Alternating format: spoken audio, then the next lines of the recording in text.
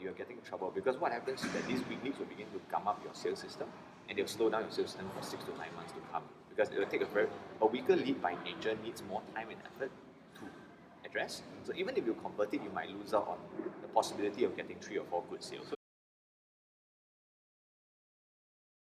So today we have Kevin here, from founder of Hyron InfoTech as well as ThunderQuote. So Hi, Kevin, nice to be here. can you share more about your story and how do you come up with the ideas for ThunderQuote and Hyron? Hyron was a business that I set up about 3+ years ago, and mainly deals with advanced web development, web infrastructure, and web security.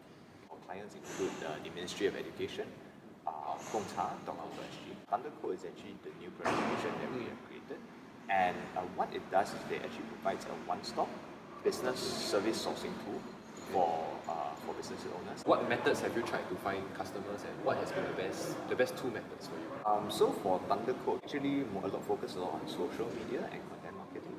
For example, Facebook groups. We actually do this thing called user siphoning. We actually manage to extract users out from targeted business groups, and then we put them into Facebook groups where we can then continue to communicate with them.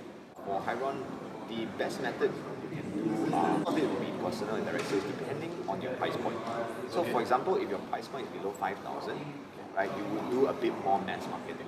If you're above 5,000, then it's somewhere between 5,000 to 20,000 or above. Usually you do a lot more direct sales. You send lead generators to events, you go to events yourself, you involve yourself in associations, trade associations, and you do sponsorships. When you go around finding customers, right, do you do any form of like segmenting, or do you like qualify them? So this is actually the number one most important thing that a B2B business owner can do.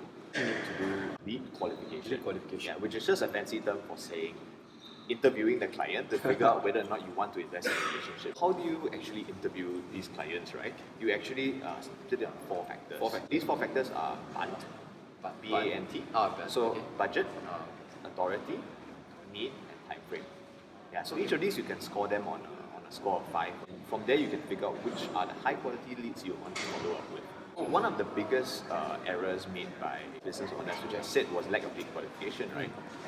Some of them actually do lead qualification as well, but what they do is that after they follow up the best leads, they then go on to follow up the weaker leads. This is a serious mistake. Only you should be adding, following up the weaker leads, you should be adding more leads to the front of the funnel. So you're saying like you have this arbitrary set point where you can split up the weaker leads into the weaker leads. And so for example, upon a score of 20, like a weak lead will be below 10. So what people do is that they follow up all those like 15 to 20 first. You're like, oh, I've got extra time, right? Let me follow up with 10 to 15. Maybe okay. But once you start following up below 10, for example, you're getting in trouble, because what happens is that these weak leads will begin to gum up your sales system, and they'll slow down your sales system for 6 to 9 months to come. A weaker lead by nature needs more time and effort to address. So even if you convert it, you might lose out on the possibility of getting 3 or 4 good sales. So it's like an opportunity cost. The time you spend in getting one weak lead could be better spent in getting 3 to 4 good leads. So by following your weak leads, you actually weaken your business for the next half a year to a year. I think that's all we have for Kevin today. Thank you all for watching.